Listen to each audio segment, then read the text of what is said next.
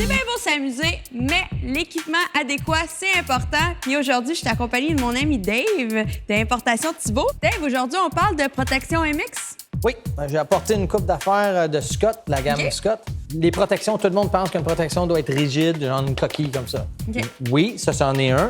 Mais aussi aujourd'hui, avec certaines technologies un petit peu plus avancées, on a aussi des protections malléables, plus flexibles. Ça, c'est la série Softcon. Puis cette année, Scott, ils se sont associés avec D3O. C'est comme une genre de base de silicone, fait qu'il reste très flexible et malléable.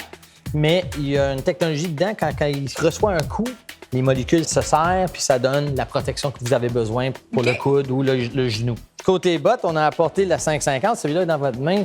Ça, c'est la nouvelle couleur. Wow! Ouais, c'est une botte de très haute qualité. Encore faite en Italie, cette botte-là. Qu'est-ce qui fait qu'il est différent que bien des autres? C'est qu'il n'y a aucune matière dedans organique. C'est toutes les composites. Une double pivot mécanique, fait qu'on a beaucoup de flexibilité, énormément de flexibilité. Et puis, les boucles sont en très haute qualité, en aluminium. Ça, c'est assez important parce que moi, ça m'est arrivé, là, des fois, on a de la misère à fermer la clip, il faut se dépêcher, puis il faut pratiquement prendre un marteau, là, puis j'exagère pas, là. Non, t'exagères pas. Qu'est-ce qui est unique avec la botte aussi, c'est la façon qu'il s'ouvre. Ça s'ouvre un peu comme une tulipe. Au lieu d'être sur le côté. Oui. Puis là, t'as une grande ouverture ici. Fait que là, l'entrée est facile à accéder.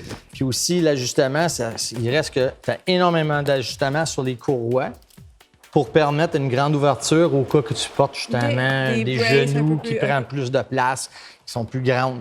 Où est-ce qu'on voit vraiment une technologie là-dedans, dans cette botte-là de protection, c'est la semelle. Très, très, très rigide.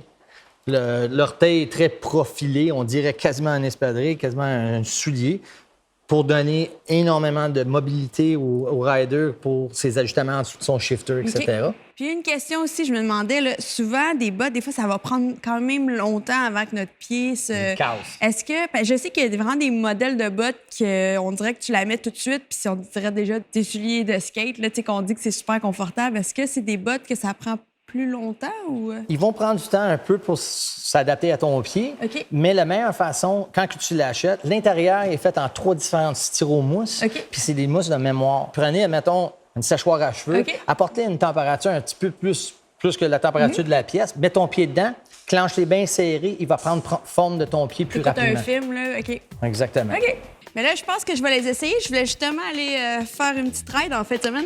Ça te prend ça, certain. Ben oui.